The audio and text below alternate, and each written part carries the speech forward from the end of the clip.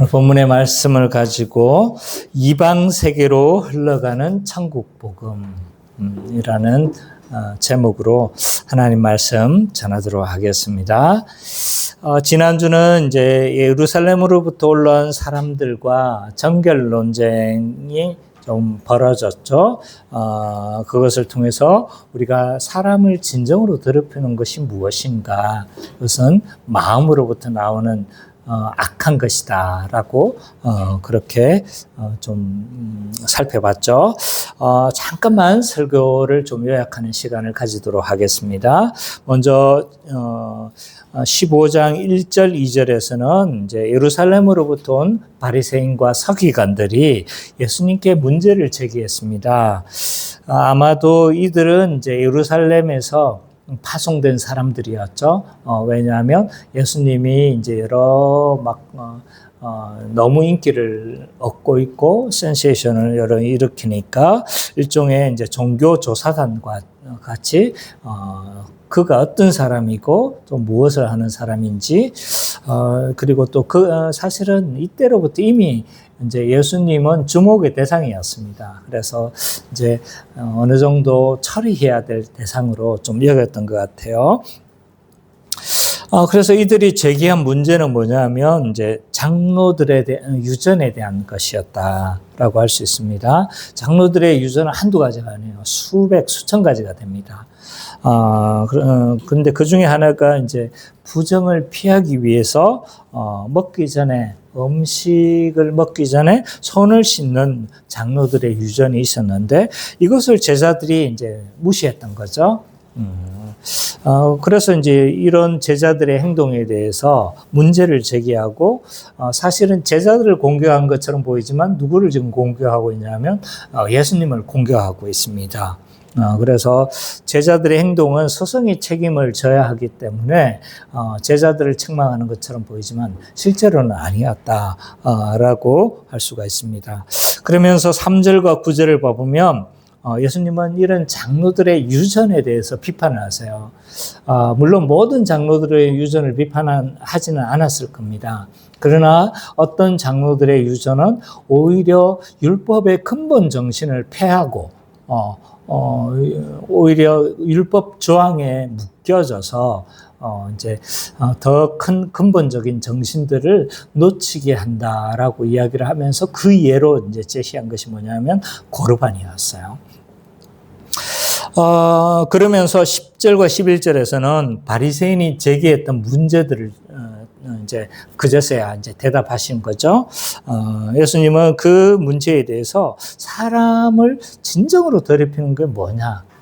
라고 이야기를 하고 있죠. 그래서 입으로 들어가는 것이 사람을 더럽게 하는 것이 아니라 오히려 입에서 나오는 악한 생각으로부터 나오는 말과 행동이 오히려 사람을 더 더럽힌다라고 그렇게 말씀하십니다. 그러면서 이 바리새인들에 대해서 좀 예수님은 평가하시고 그들을 가리켜서 맹인된 지도자다라고 말씀하시죠. 그래서 수많은 사람들을 이제 엉뚱한 것으로 오히려 지옥 백성으로 끌고 가는 이들의 어리석음에 대해서 한탄하십니다. 그리고 나서 이제 제자들과 함께 이 예수님이 하신 말씀들을 이제 좀 정리를 하고 계세요. 그래서 진정으로 사람을 더럽히는 것은 이제 이 마음에 예수님은 더러움의 근원을 마음으로 규정하죠. 그래서 이 더러운 마음에서 나오는 말과 행동이 오히려 사람을 더럽히고 입으로 들어가는 건 뭐 그렇지 않다는 거죠. 입으로 들어가는 건 들어갔다 그냥 나오지 않냐, 뒤로 나오지 않느냐. 오히려 그것이 사람을 더럽히는 것이 아니라 악한 마음에서 나오는 말과 행동이 오히려 사람을 더 더럽힌다라고 그렇게 말씀하고 있습니다. 그래서 1절과 20절을 요약해 보면 예수님은 사람을 더럽히는 것은 입으로 들어가는 것이 아니라 악한 생각에서 나오는 말과 행동이 사람을 더럽게 한다라고 그렇게 한마디로 정의를 할 수가 있습니다. 자, 오늘은 15장 후반에 예수님의 행적에 대해서 우리가 좀 살펴보도록 하겠습니다. 크게 세 가지 사건이 있죠. 그죠? 하나는 가나안 여인의 딸을 고치신 사건과 또 여러 사람들을 각종 병든 사람들을 고치신 사건, 또 하나는 칠병이어 사건으로 불려지는 사건들입니다. 먼저 우리가 21절과 28절, 그러니까 이제 수로보니게 여인과 이야기했던 가나안 여인과 이야기했던 부분들을 우리가 좀 살펴보도록 하겠습니다. 21절과 28절을 우리 선매자매가 한번 좀 읽어 주십시오. 예수께서 거기서 나가사 주로 시돈 지방으로 돌아가시니 가나안 여자 하나가 그 지경에서 나와서 소리질러 이르되 주 다윗의 자손이여 나를 불쌍히 여기소서 내 딸이 흉악하게 귀신 들렸나이다. 예수의 한 말씀도 대답하지 아니하시니 제자들이 와서 청하여 말하되 그 여자가 우리에서 소리를 지르니 그를 보내소서. 예수께서 대답하여 이르시되 나는 이스라엘의 집에 잃어버린 양 외에는 다른 데로 보내심을 받지 아니하노라 하시니 여자가 와서 예수께 절하며 이르되 주여 저를 도우소서. 대답하여 이르시되 잔에 떡을 취하여 그들에게 던지며 따르지 아니하노라. 여자가 이르되 주여 올소이다마는 개들도 제 주인의 상에서 떨어지는 부스러기를 먹나이다. 이 예수께서 대답하여 이르시되 여자여 내 믿음이 크도다. 내 소원대로 되리라 하시니 그때로부터 그의 딸이 나으니라. 예수님은 이제 유대인과 논쟁이 벌어지고 난 이후에 곧바로 어디로 가시냐면 두로와 시돈 지방으로 가십니다. 이게 두로와 시돈으로 가셨다고 그러니까 뭐 그냥 조금 옆마을로 가셨나 보다라고 생각하지만 사실은 이 두로와 시돈은 다 이제 굉장히 북쪽인 거죠. 한 100km 이상을 거의 100km 가까이 가신 것 같아요. 그래서 이제 두로와 시돈은 이방 땅입니다. 그래서 이 이방 지역으로 가셨을 때 어떤 가나안 여자를 만났다라고 이야기를 합니다. 병행 본문 마가복음을 살펴보면 이 여자는 헬라인이었고 수로보니게 여인이었다라고 이야기를 하고 있습니다. 수로보니게인이 누굴까? 민족적으로는 페니키아인을 말합니다. 페니키아. 그런데 이제 페니키아인은 주로 두 군데서 살았어요. 하나는 시리아, 지금의 시리아 지역에 있는 페니키아인이 있고요. 원래 거기가 이제 본거지였어요.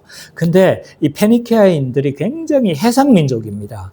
그래서 막 해상 활동을 굉장히 활발하게 했고, 그래서 굉장히 한때 강력한 패권을 차지했죠. 그래서 어디입니까? 북아프리카의 카르타고 아시나요? 나중 로마와 패권을 벌이다가 한니발 장군이 어디입니까? 카르타고 장군이었는데 졌죠. 그리고 나서 이제 패권이 어디로 넘어가냐면 로마로 넘어가는 거거든요. 그 이전까지는 누가 패권을 잡았다는 거예요? 네, 페니키아가 잡았던 거죠. 그래서 북아프리카의 이 식민지였던 카르타고에도 페니키아인들이 많이 있었습니다. 그러니까 양쪽에 두 군데에서 살잖아요. 그러니까 이 페니키아인을 좀 구분을 했어요. 아프리카에 사는 페니키아인, 그리고 수리아에 사는 페니키아인. 그래서 수로보니게인은 수리아 페니키아인입니다. 그런데 이제 한 단어처럼 보이는 거지만 사실은 시리아 페니키아인을 지칭하는 단어입니다. 그래서 이제 이 여인이 이방인이었다라는 것을 우리가 알 수가 있고, 그래서 오늘 본문에서는 좀 굉장히 간략하게, 마태복음의 특징이죠. 다른 곳에서는 굉장히 상세하게 설명하고 있는데 마태복음은 간단하게 그냥 언급 딱 하고 어떤 가나안인을 만났다라고 그렇게 이야기를 하고 있습니다. 예수님은 주로 이제 마태복음을 보면 하나님 나라의 사역을 주로 어디에서 했냐면 갈릴리 지역에서 했습니다. 요한복음을 보면 예루살렘과 이렇게 유대 지방을 왔다 갔다 하면서 했다는 것을 알 수가 있지만, 그러나 이제 마태복음만 보면 마치 갈릴리 지역에서만 이렇게 이제 하신 것처럼 보인 거죠. 그래서 이제 마태복음만 의지해 본다라면 주로 하나님 나라 사역을 이 갈릴리 지역에서 이렇게 한 것으로 보여집니다. 그러나 이때로부터 이제 분위기가 바뀝니다. 예수님은 이때부터 16장부터 20장까지가 뭐냐면 이방 지역에서 다 활동하신 거예요. 그래서 제가 지난번 설교인가 지지난번 설교인가 이후로는 계속 이방 지역을 떠든다고 이야기를 하잖아요. 왜냐하면 제자들을 가르쳐야 될 필요가 있었어요. 이제 곧 십자가를 지셔야 하니까 어떻게 해야 되는 거예요? 제자들을 본격적으로 훈련시켜야 될 필요성이 있었던 거죠. 물론 또 헤롯 안디바나 이런 사람들의 너무 많은 주목을 받고 있었기 때문에 그것들을 잠시 피하면서 제자들을 양육하고 가르치는 시간들이 좀 필요했다. 그래서 계속적으로 이방 지역을 상당히 오랫동안 이렇게 좀 머무시는 것을 볼 수가 있습니다. 그곳에서 예수님은 가나안 여인을 만났죠. 근데 그 여인이 뭐라고 말하냐면 다윗의 자손이여 라고 외치는 거예요. 이건 사실은 완전히 기대할 수 없는 거예요. 왜냐하면 다윗의 자손이여 라는 건 지금 이 여인이 뭘 알고 있다는 거예요, 지금. 예? 예수님은 그 당시에 로마까지 소문이 났어요. 그러니까 엄청난 소문이 났기 때문에 로마에서도 소문이 났고 뭐 이랬기 때문에 사실은 예수님을 아는 것은 크게 놀라운 일이 아닙니다. 근데 이 사람이 지금 다윗의 자손이요 라고 고백하고 있다는 거예요. 딱 떠올려야 돼요. 지금 뭘 알고 있다는 거예요? 네. 그럼 오실 메시아, 특별히 다윗 언약을 이해하고 있다는 거예요. 그래서 예수님을 뭘로 보는 겁니까, 지금? 다윗 언약의 성취자로 지금 보고 있다는 거예요. 엄청난 고백입니다.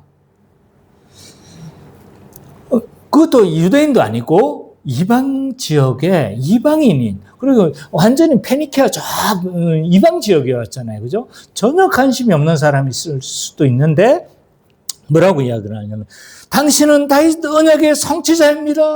저를 돌아봐 주십시오. 라고 막 지금 뭐 하고 있냐면 요청하고 있는 것을 알 수가 있습니다. 유대 지도자들은요, 예수님을 메시아로 인식하지 않았습니다. 그들은 구약에 대한 배경에 대해서 충분히 알고 있었고, 그리고 언약에 대해서도 잘 알고 있었습니다.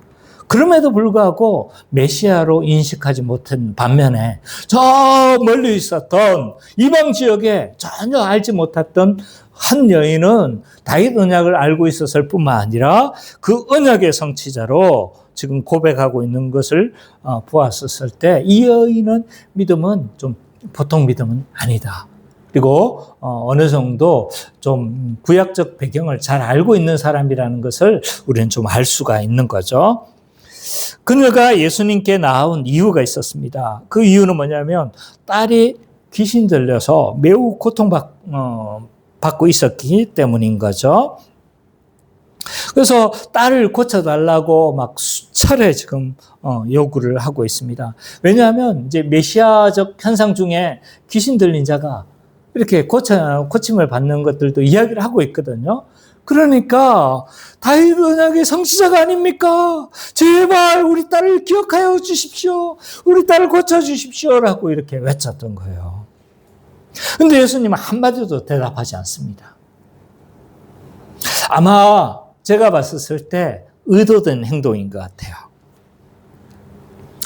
언뜻 보면 예수님이 이방인을 멸시하고 이방인은 마치 구원해서 제배된 사람인 것처럼 그렇게 좀 말씀하시죠. 24절을 보면 이걸 더욱 의심하게 만듭니다. 24절에 뭐라고 합니까?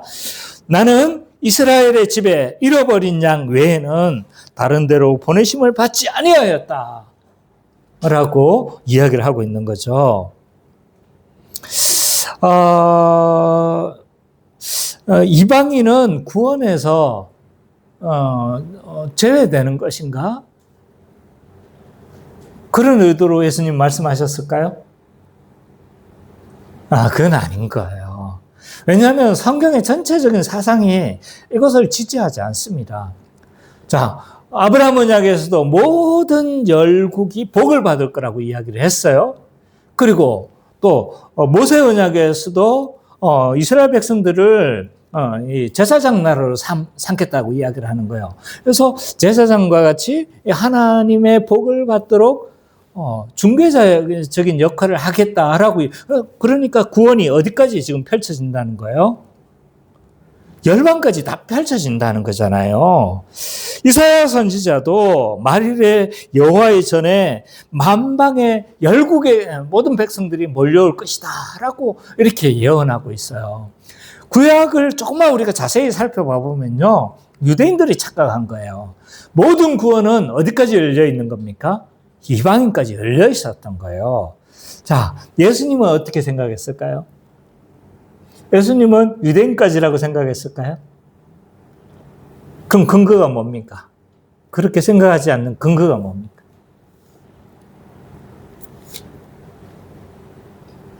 예수님이 마지막 승천하실 때 하신 말씀이 뭐예요? 28장에 보면 사마리아와 땅 끝까지 내 복음을 전하라 말씀하고 계시잖아요. 예수님도 이방인에게 한정하고 있었던 건 아닙니다. 아마 이 여인의 믿음을 시험하고 있는 것이다 라는 것을 알 수가 있죠. 예수님이 침묵하신 건 결코 이방인을 멸시하거나 이방인이 구원에서 제외되기 때문에 이런 말씀을 하신 것이 아니라는 사실을 우리는 기억해야 합니다. 이런 예수님의 태도 때문에 여인은 어쩌면 굉장히 모멸감과 어떻게 보면 자존심이 상할 만한 상황이었습니다. 그럼에도 불구하고 여인은 계속적으로 간청하고 있죠. 딸에 대한 간절한 마음 때문이었을까요? 아니면 메시아에 대한 확실한 믿음 때문이었을까요? 그렇죠. 저도 둘 다라고 생각해요. 이 믿음, 메시아에 대한 믿음이 없었다라면 계속 이렇게 간구하지 못합니다. 만약에 메시아 그냥 한번 떠본 소리라면, 그냥 한번 외쳐본 소리라면 뭐였을 거예요? 쥐검을 하고 하면서 딱 했었을 거예요. 근데 계속적으로 이런 수치감을 감수하면서까지 계속 했다는 건 곧 이분이 뭐 어떤 분이시라는 걸 계속적으로 믿고 있었던 거예요? 메시아로서 반드시 예수님이 마음만 먹으면 고치실 것에 대한 확실한 믿음이 있었던 거죠. 이런 여자의 확신에 찬물을 확 끼얹습니다. 뭐냐면 자녀의 떡을 취하여 개들에게 던져줌이 마땅하지 못하다. 얼마나 멸시적인 소리예요. 그러니까 비유적인 말이지만 자기들이 뭐라는 거예요, 지금? 개들이라는 거잖아요. 그러니까 굉장히 자존심이 상할 만한 말을 들었음에도 불구하고 이 여인은 끝까지 포기하지 않습니다. 주여, 옳소이다마는 개들도 제 주인의 상에서 떨어지는 부스러기를 먹나이다 라고 대답하고 있습니다. 이 반응에 대해서 예수님은요, 그 믿음을 칭찬하세요. 내 믿음이 크도다라고 한 사람은 딱 두 사람밖에 없어요. 백부장과 공교롭게도 이방인만 어떻게 한 거예요? 칭찬을 받았어요. 내 믿음이 크도다. 그리고 내 뜻대로 그렇게 되어질 것이다 라고, 소원대로 될 것이다 라고 이야기를 하시면서 그의 딸이 거시로 회복되어짐을 볼 수가 있습니다. 이 사건은요, 유대인이든 이방인이든 오직 그를 믿고 간절히 찾는 자가 구원을 얻게 된다는 사실을 보여주고 있습니다. 그래서 이 사건만 보면 이방인에도 구원이 열려 있는가? 아리, 까리 할 수가 있는 거죠, 그죠? 근데 뒤 사건들이 계속적으로 이런 것들을 지지해주고 있어요. 29절부터 31절은요, 예수님은 갈릴리 호숫가에서 많은 병든 자들을 고치십니다. 29절부터 31절 우리 정길 형제가 한번 읽어주십시오. 예수께서 거기서 떠나사 갈릴리 호숫가에 이르러 산에 올라가 거기 앉으시니 큰 무리가 다리 저는 사람과 장애인과 매인과 말 못하는 사람과 기타 여럿을 데리고 와서 예수의 발 앞에 앉으심에 붙여주시니 말 못하는 사람이 말하고 장애인이 온전하게 되고 다리 저는 사람이 걸으며 매인이 보는 것을 우리가 보고 놀랍게 여겨 이스라엘의 하나님께 영광을 돌립니다. 예. 그 들어오시더니 확 저 북쪽 시리아까지 올라가셨다가 다시 또 어디로 내려오신 거예요, 지금? 갈릴리로 내려오셨어요. 갈릴리 호숫가에 또 앉으셨다라고 이야기를 하는데, 다시 이스라엘로 온 겁니까?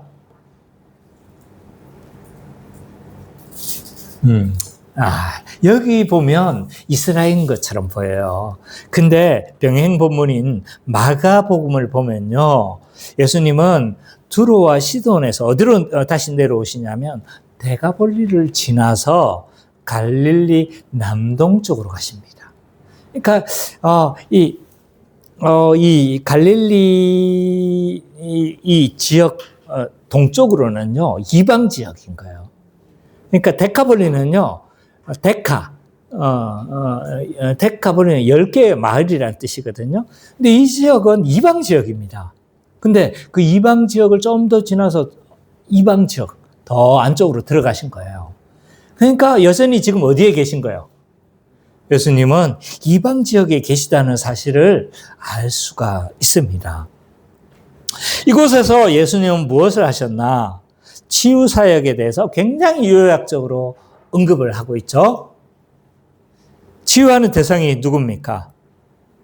안전뱅이, 맹인, 절름발이, 말 못하는 사람을 치유하셨다 라고 하시는데, 이런 치유의 대상은요 종말에 나타날 메시아적 현상을 염두하고 기록한 겁니다. 이사야 35장 5절 6절을 한번 찾아봅시다. 이사야 35장 5절 6절. 이사야 35장 5절 6절.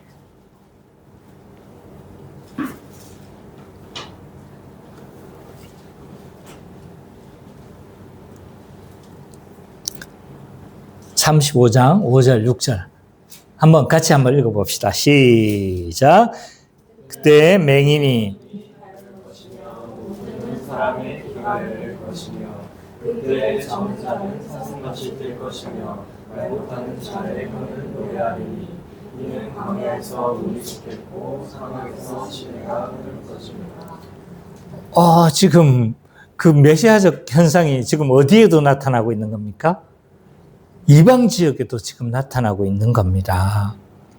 그래서 이방 지역에서 나타난 이 치유 사건은요, 메시아가 오고 메시아가 나타날 그때, 종말의 때에 그 혜택의 대상이 유대인뿐만 아니라 어디에까지 확장된다는 것을 보여주고 있습니까? 이방인에게까지 확장되고 있다는 것을 보여주고 있는 거죠.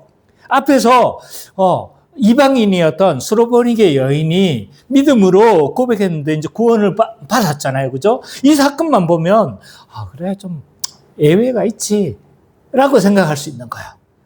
근데 이런 현상이 누구에게도 지금 다 펼쳐지고 있는 거예요.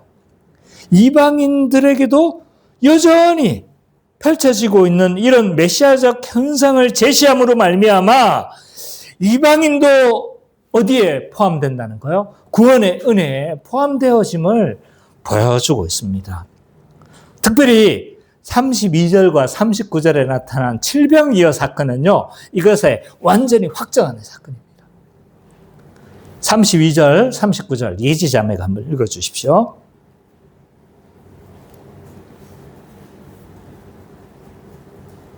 마태복음 15장 32절, 39절.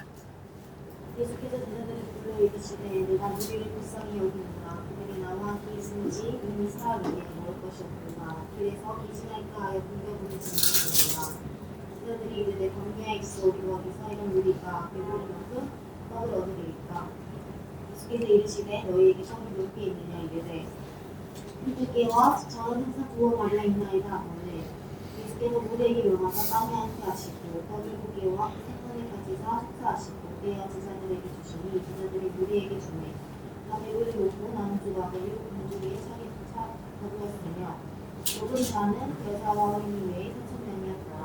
예수께서 무리를 흩어내시고 배에 오르사 마가란 지경으로 가시니라. 자, 이 사건은요, 우리에게 잘 알려진 사건이죠. 칠병이어 사건, 오병이어와 약간 구분되어지는 칠병이어 사건이죠. 오늘 본문의 칠병이어 사건은요, 앞에 몇 주 전에, 한두 주 전이었죠. 그죠? 몇 주 전에 등장한 오병이어 사건과 매우 유사합니다. 예수님은요, 오병이어로 5,000명을 먹이셨던 것처럼 칠병이어로 4,000명을 먹이셨습니다. 근데 마태는 굉장히 이 유사한 두 기적을 앞에서도 언급하고, 한두 장 차이로, 그죠? 앞에서도 언급했는데 또 언급하고 있는 거예요. 별개의 사건처럼 그렇게 마태는 취급하고 있다는 사실을 유의해야 합니다. 왜 이처럼 유사한 사건을 두 차례에 걸쳐서 그것도 얼마 전에 언급을 했는데도 불구하고 또 언급하고 있는 것일까? 또 자세히 기록하고 있는 것일까? 이 해결의 실마리는요, 여기에 있습니다. 5,000명을 먹이신 기적은 유대인을 대상으로 한 기적이었고, 지금 4,000명을 먹이신 이 기적은요, 이방인을 대상으로 행해진 것인 거죠. 그러므로 이 오병이어 사건이나 칠병이어 사건은 하나님 나라 메시아적 잔치를 보여준다고 했죠. 그죠? 그러니까 이 메시아적 잔치가 유대인뿐만 아니라 누구에게도 열려져 있다는 걸 암시해 주고 있습니까? 이방인에게도 열려져 있다는 것들을 제시해 주고 있습니다. 따라서 오늘 본문에 등장한 세 가지 사건은요, 별개의 사건으로 이해해서는 안 됩니다. 제가 이렇게 많이 김에도 불구하고 한 설교에 묶은 것은 한 가지 메시지를 담고 있는 거예요. 특별히 오늘 본문의 세 가지 사건은요, 어떤 사건 이후에 벌어진 겁니까? 유대인과 정결 논쟁 이후에 배치를 하고 있습니다. 유대인들은요, 하나님 나라의 복음을 뭐 했습니까? 거절하고 거부한 거죠. 그래서 이 세 본문의 의도는 뭐냐라고 했었을 때 이방인 선교에 대한 신학적 당위성을 제공하고 있습니다. 유대인의 거부로 말미암아 이방인에게 그 구원이 확장되고 있다는 사실을 제시해주고 있는 거죠. 물론 이것이 그냥 그래 안 믿어? 그럼 난 이방인으로 갈 거야. 이런 의도는 아니에요. 이미 구약에서부터 이방인에게까지 복음이 흘러간다는 사실은 우리가 언약을 통해서 잘 살펴봤어요. 그렇지만 이러한 것들이 실제적으로 구원이 이미 마태복음에서부터 어떻게 한 거예요? 이방인에게까지 열려져 있다는 사실을 잘 보여주고 있는 거죠. 스로보니게 여인은요, 이방인도 믿음으로 고백하면 구원 얻는다는 사실을 보여주는 거예요. 짧은 여러 치유 사건은요, 이방인도 메시아적 구원의 은혜에 뭐 할 수 있다? 포함될 수 있다는 사실을 보여주고 또 질병이어 사건은요. 이방인들도 메시아적 잔치에 참여할 수 있음을 제시하고 있다는 사실을 우리는 기억해야 합니다. 그러므로 21절과 39절은요. 예수님은 이방인들도 예수님을 믿음으로 하나님 나라의 잔치와 유익에 참여할 수 있음을 드러내신다. 하고 그렇게 한마디로 정리할 수 있습니다. 오늘 이 말씀이 우리에게 어떻게 적용될 수 있는지에 대해서도 한번 살펴봤으면 좋겠습니다. 첫 번째로 교회는 유대인이 착각하였듯이 잘못된 구원관을 경계할 필요가 있습니다. 당시 유대인들은요, 혈통적으로 아브라함의 후손이기 때문에 당연히 언약의 자손인 줄 믿었고, 자동적으로 언약의 자손이니까 아브라함에게 약속했던 모든 약속의 복들을 자신들이 누릴 거라고 그렇게 생각했던 거죠. 한마디로 말하면 잘못된 구원관을 가지고 있었던 거예요. 기계적인 구원관을 가지고 있었던 거죠. 이 모든 것이 혈통적으로 계승될 거라는 사실로 그들은 생각을 했습니다. 그러나 바울은 이러한 유대인의 어리석음에 대해서 이미 이후죠. 예수님 때는 바울이 잘 활동을 못했으니까 이후에 이런 바울은 이 유대인들의 어리석음, 잘못된 구원관들에 대해서 이미 지적을 하세요. 갈라디아서 3장 16절, 29절. 갈라디아서 3장.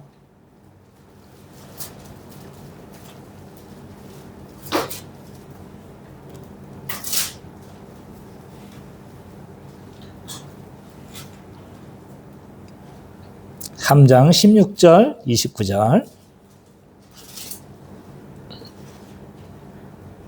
16절 한번 읽어볼까요? 시작.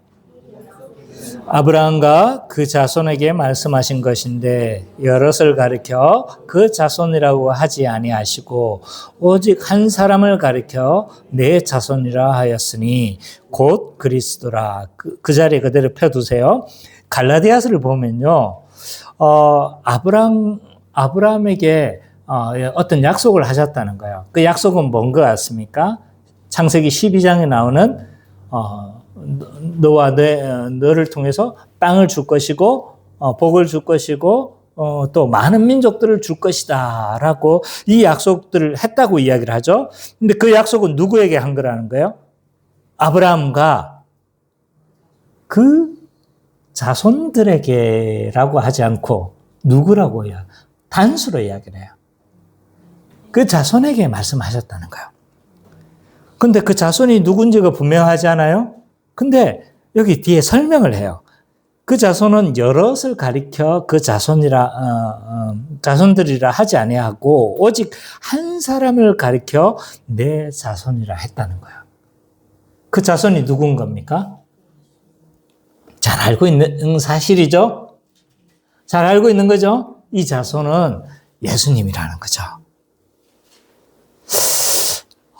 그래서 이 진정한 자손은 여럿이 아브라함에게 약속하셨는데 그 약속하신 그것들은 그 자손들에게 주어질 축복들인 거예요.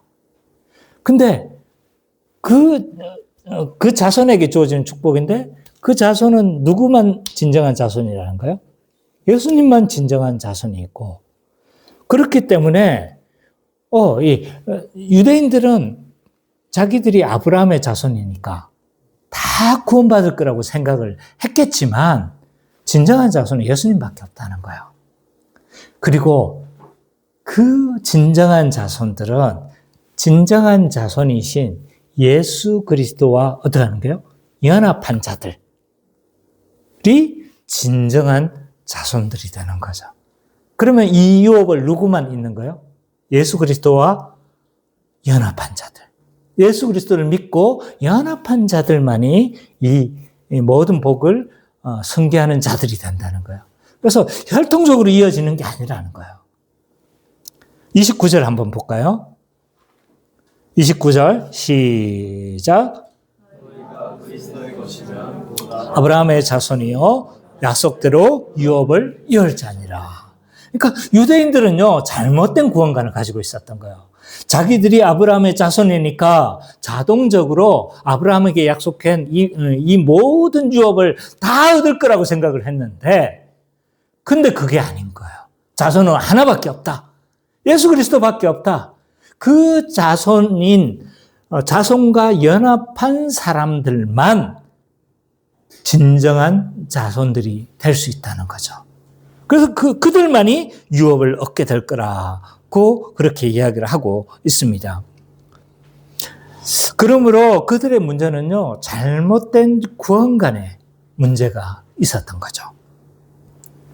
새언약 백성인 우리도요, 유대인처럼 잘못된 구원관으로 미혹될 수가 있어요. 오늘날 우리를 위협하는 구원관은요, 크게 두 가지입니다. 하나는 율법주의와 하나는 반율법주의 구원관이에요.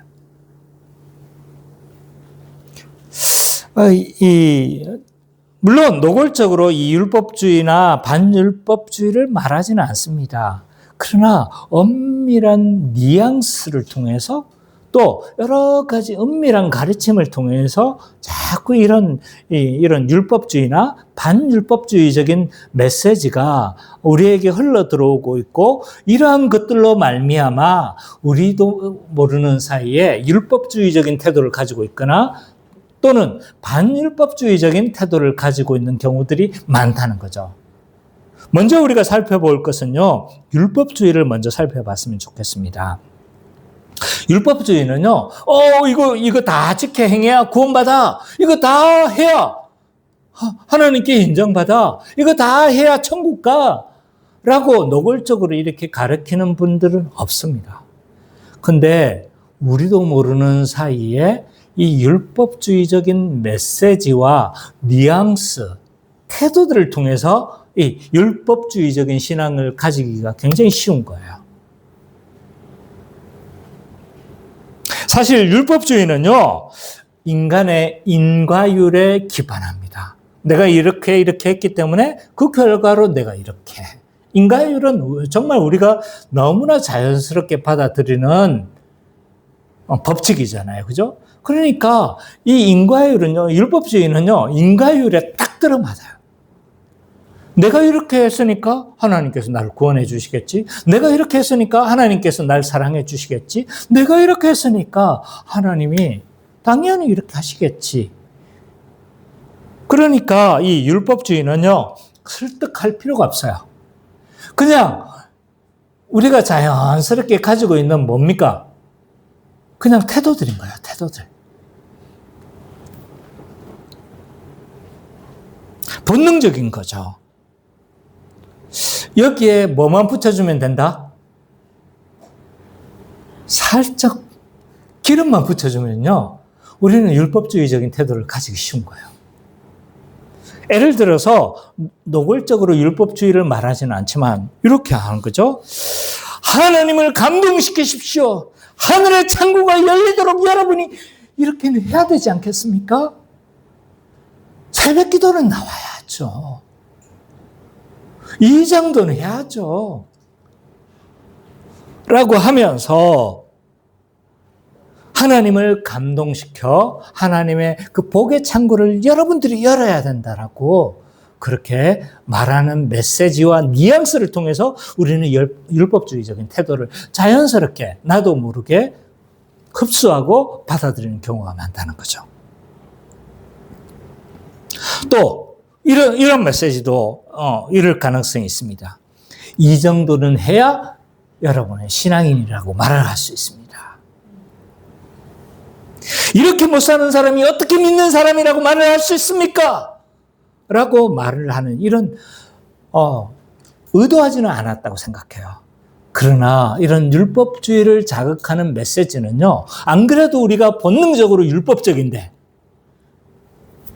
기름을 붓는 것과 같아서 자연스럽게 나도 모르게 이런 뉘앙스에 의해서 율법주의를 받아들이고 율법주의적인 태도를 우리가 형성하는 경우들이 너무 많다는 겁니다. 문제의 핵심은 뭐냐?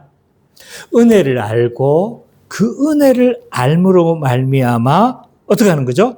믿음으로 그 은혜를 알고 믿음으로 말미암아 그 은혜 때문에 내가 뭐 하는 거예요? 반응하는 거죠. 예배하고 그 은혜 때문에 내가 헌금하고 내가 그 은혜 때문에 봉사하고 내가 그 은혜로 말미암아 서로를 사랑하며 살아가는 것이 바른 복음의 순서인 거죠. 그러나 율법주의는 어떤 뉘앙스냐면 순종해야 자격이 생기고 자격이 생김으로 말미암아 하나님께 용납받는 구조입니다. 이것은 복음을 왜곡시켜버려요. 이처럼 율법주의는요, 오늘날의 이런 율법주의는 노골적으로 행위 구원을 말하지는 않습니다. 그러나 뉘앙스 또 태도들을 통해서 나도 모르는 사이에 율법주의적인 신앙관을 형성하고 우리의 신앙을 왜곡시키는 경우들이 많고 잘못된 구원관에 우리도 얼마든지 미혹될 수 있다는 사실을 명심해야 합니다. 또 하나는 이제 반율법주의 구원관입니다. 율법주의는 아닌데 반은 율법주의라는 거예요. 반은. 셈이 율법주의인 거죠. 그래서 이들을 가리켜서 반펠라기우스주의다라고 해서 세미 펠라기우스주의다라고 해요. 왜냐하면 펠라기우스가 율법주의자들이었거든요. 그러니까 율법주의자들을 펠라기우스주의자들이다라고 이제 사람들과 학자들은 이야기를 해요. 그래서 율법주의자는 당신 펠라기우스자 같은데, 그럼 좀 반율법주의자라고 생각되어지는 사람은요, 세미펠라기우스주의자들이다라고 이렇게 지칭하는 경우가 많아요. 그러면 이 반율법주의자들은요, 기본적인 태도는 뭐냐면 은혜로 우리가 구원이 시작되어지지만 구원의 완성은 누가 해야 된다는 거예요? 우리가 해야 된다는 거예요. 이것으로 인해서 내가 구원에서 들어갈 수도 있고 구원에서 탈락될 수도 있고, 이렇게 말하는 사람들이 주로 반율법주의자들입니다. 대표적인 예로 천주교와 오늘날의 누구라고 했습니까? 세간점 학파들이 여기에 속하는 자들입니다. 이들은 하나님이 은혜와 능력을 주셨기 때문에 우리의 삶을 통해서 이 구원을 어떻게 해야 된다고 합니까? 완성해야 된다라고 이야기를 합니다. 물론 이렇게 또 나는 굉장히 노골적으로 이런 이야기를 했어요. 근데 세간점 학파는 이렇게 노골적으로 이야기하지 않습니다. 돌려서 있잖아요. 그러면서 굳이 구원을 종말론적인 것으로 확증하려고 하지 않고 마지막에 봐야 된다고 굳이 돌려서 그렇게 설명하는 거죠. 그래서 이들의 대표적인 건 이중칭인 거예요. 첫 번째, 구원받을 때 칭의 받았지만 마지막 종말의 때 이 칭의는 확증된다. 우리는 종말론적이라고 이야기를 하잖아요. 그죠? 그래서 이중칭의를 말한다든지 또는 유보된 칭의가 유보되어졌다는 거예요. 같은 말입니다. 그러니까 이런 이야기를 한다라면 이 사람은 세간점주의자구나 라는 사실을 기억해야 합니다. 근데 여러분들이 생각하는 것보다 이 세간점 학파들이 굉장히 많습니다. 굉장히 많아요. 주의하셔야 돼요. 여러분들이 생각하는 것보다 굉장히 많습니다. 저는 아마 우리 국내 세간점 학파의 영향을 받은 사람이 최소 30%, 40% 정도는 저는 된다고 생각해요. 주의해야 합니다. 그러면 우리는 참된 구원가는 무엇입니까? 오직 믿음으로 구원 얻는 원리입니다. 종교개혁자들이 말했던 오직 믿음, 오직 은혜로 얻는 구원인 거죠. 참된 믿음을 통해서 우리는 구원을 얻습니다. 정말 위험한 신앙 중에 하나는요, 너무 익숙한 것은 질문하지 않는 신앙입니다. 너무나 우리는 구원에 대해서도 많이 들었고, 믿음이라는 단어도 많이 들었고, 우리는 너무 많이 들은 거예요. 그러니까, 너무 당연한 걸 왜 묻고 난리야? 라고 생각하는 경우들이 많습니다. 많은 사람들이 많이 들었기 때문에 나는 알고 있다고 생각하는 경우가 너무 많은 거죠. 구원이라는 단어를 너무나 많이 들었기 때문에 구원이라는 것을 정확한 의미를 알고 있다고 생각하는 거죠. 나는 지금도 구원이라고 정의하라고 말한다면 너무 가슴이 턱 막히는 거야. 왜냐하면 이 구원이라는 용어가 너무나 포괄적이고 너무나 많은 것들을 포함하고 있는 단어거든요. 어디서부터 설명해야 될지를 모르기 때문에.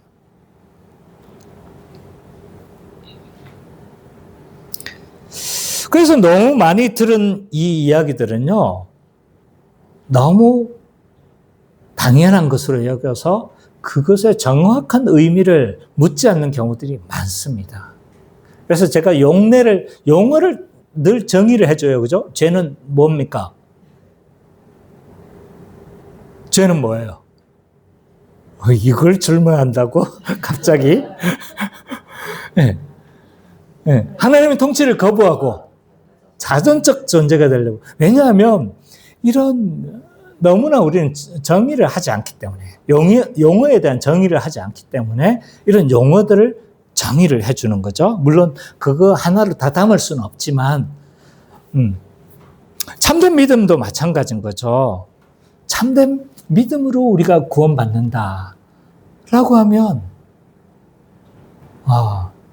우리는 아무런 정의를 해주지 않기 때문에 믿음으로 구원받아?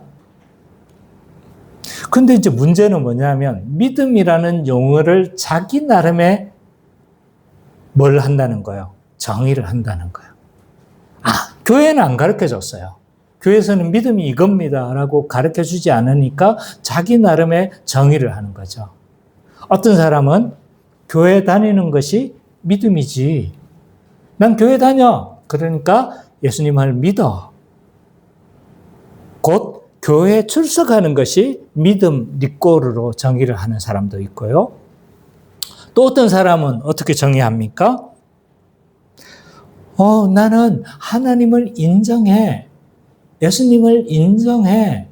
그 존재를 인정하는 것이 믿음으로 정의하는 사람도 있어요. 각각의 여러 정의들을 합니다. 믿음에 대해서 정의를 하죠. 그래서 나는 교회에 다니니까 난 믿어. 그러므로 리꼴 구원. 나는 하나님의 존재를 인정해. 리꼴 나는 믿어. 그러니까 나는 구원받아. 라는 공식이 생겨버리는 거죠. 그러나 그렇지 않은 거죠. 참된 믿음은 무엇입니까? 율법 외에 하나님의 의가 나타나는 방식이 곧 믿음이다.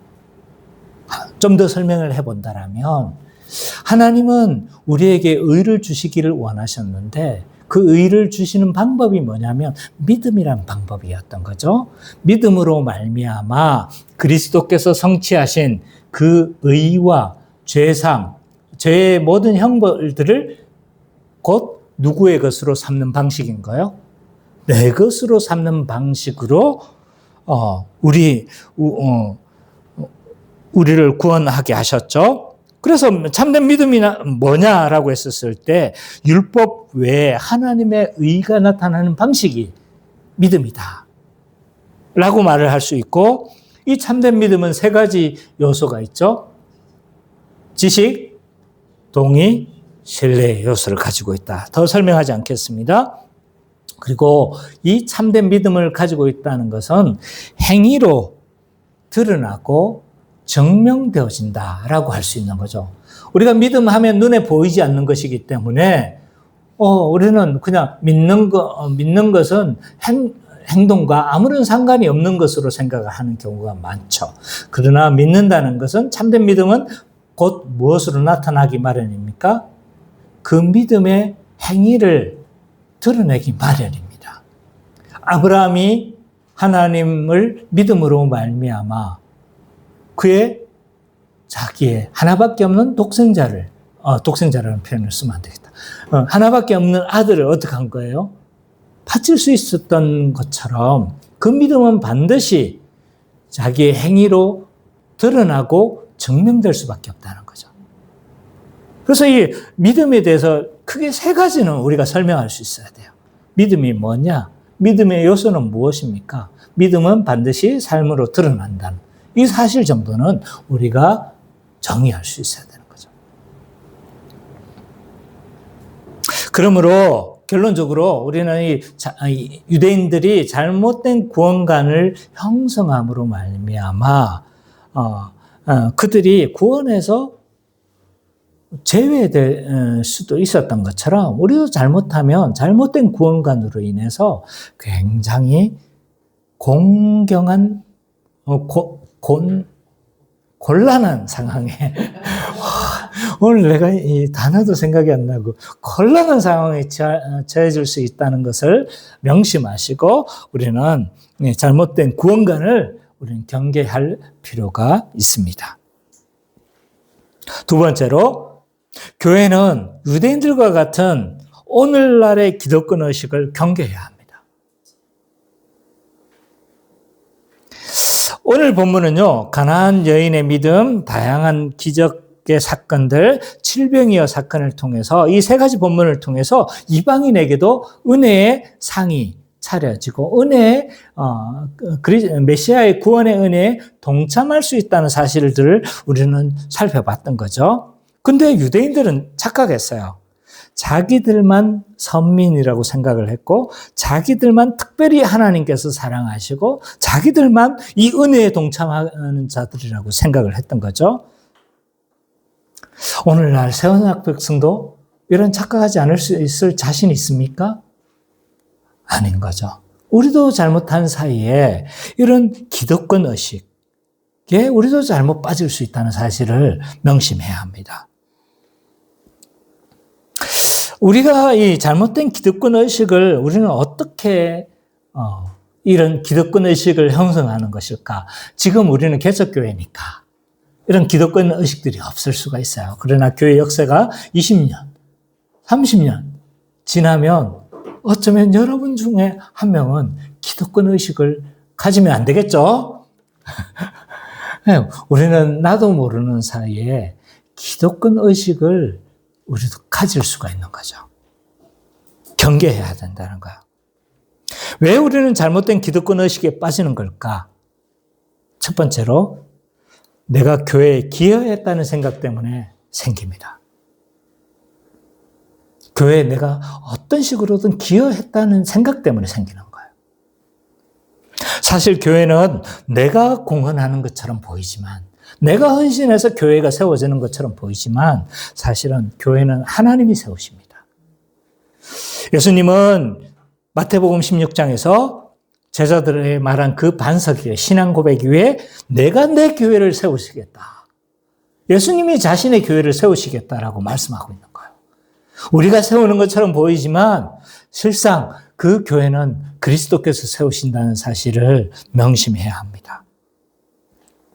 교회를 세워가는 주권이 내게 있는 것이 아니라 하나님께 있음을 우리는 명심해야 돼요.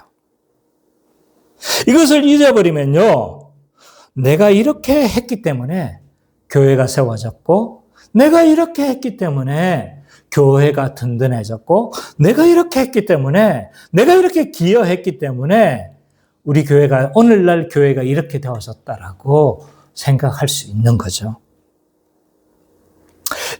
지지난주에 우리 수련회 하는 기간에 저는 안타까운 소식 하나를 들었습니다.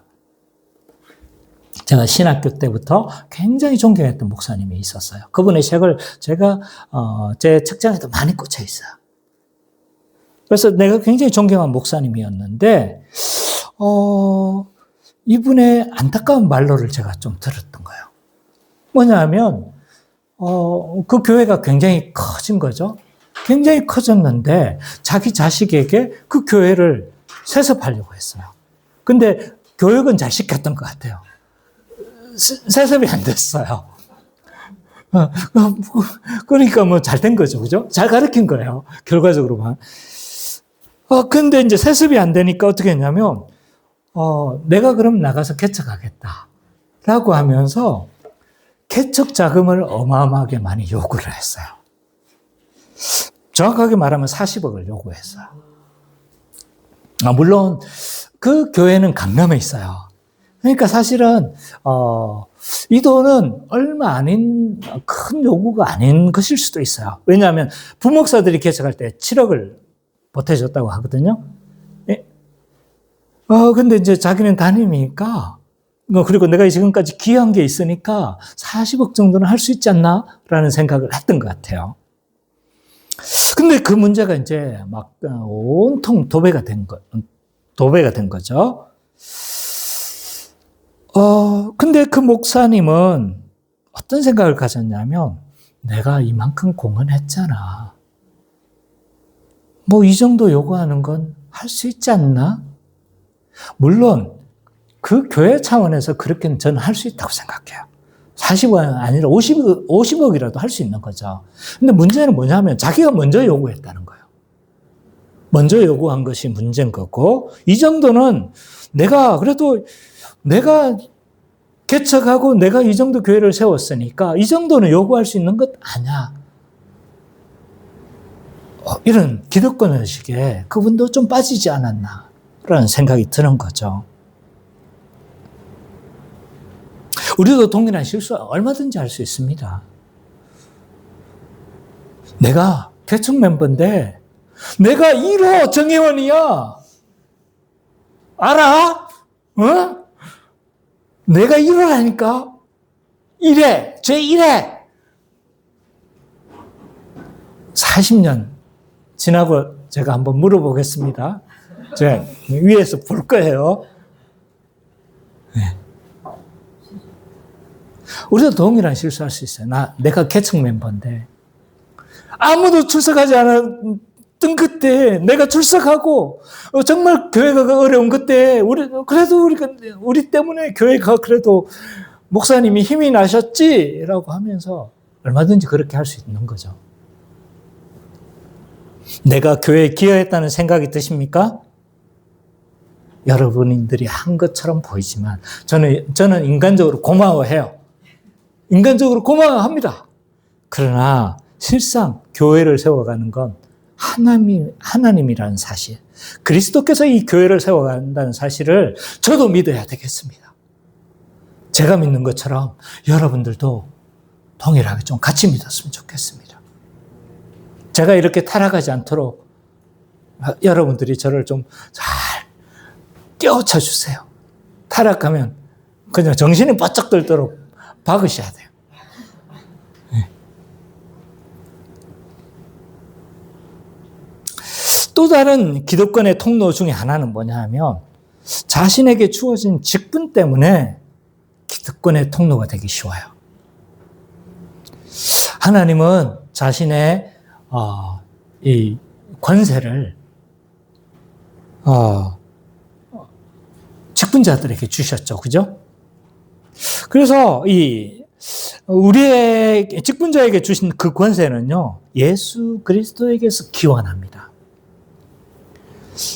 이 직분자들이 가진 권세는요, 그리스도의 머리 되심에서 출발했고, 그리스도께서 머리가 되시고 그 통치하심을 말씀과 성령으로 하시는데, 이 말씀과 성령을 말씀과 성령으로 통치하신, 말씀으로 통치하신 그것을 대리하여 통치하는 자가 누군가요?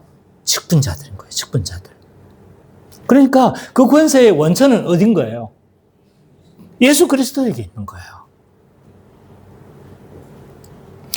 그렇기 때문에 직분자들에게 주어진 모든 권세들, 다양한 형태의 권세는 뭐냐 하면요, 입법적인 권세가 아닙니다. 선언적 권세예요. 선언적 권세.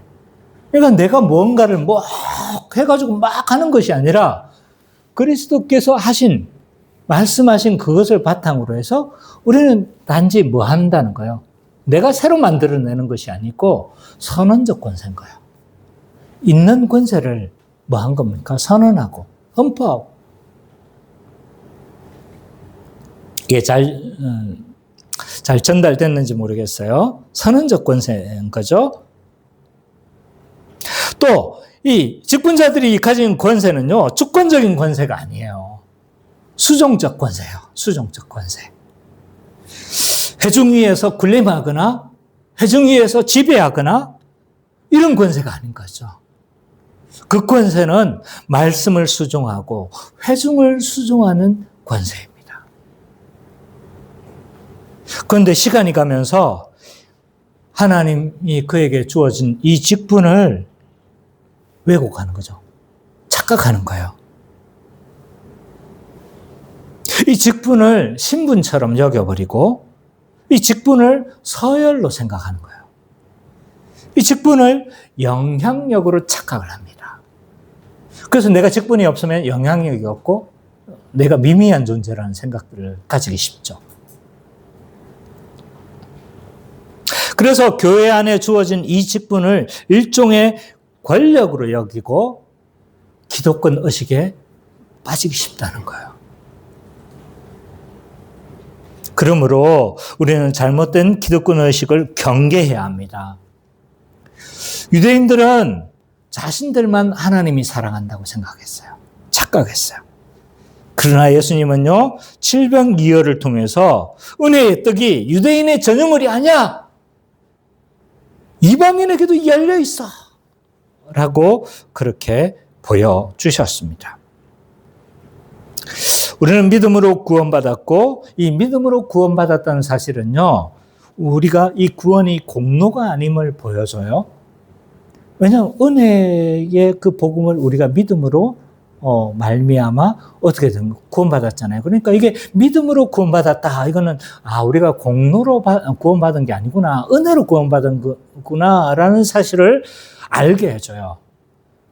그와 동시에 또 하나를 알게 해주는데 그건 뭐냐면 믿음으로 구원받았다는 사실은요, 우리가 예수 안에서 서로 다 뭐하다는 거예요. 동등한 존재라는 것도 보여줘요. 왜? 내가 아무리 가난해도 예수와 연합된 자고 내가 아무리 부여해도 예수님과 연합된 똑같은 존재라는 거예요. 그러니까 예수 안에서, 믿음 안에서는 아무런 차별이 없다는 사실도 이 믿음으로 구원 얻는다는 사실에서는 보여줍니다. 오늘 우리는 지금 기독권 의식에 빠지지 않았을 수도 있습니다. 그러나 시간이 지나고 교회가 좀 더 공고해지고 견고해졌을 때 나도 모르는 기독권 의식에 우리는 얼마든지 빠질 수 있고 저도 빠질 수 있다는 사실을 우리는 유의해야 합니다. 오늘 이 말씀을 통해서 우리는 생각해 봤으면 좋겠습니다. 나는 수로보니게 여인처럼 부스러기 은혜에도 족하는가?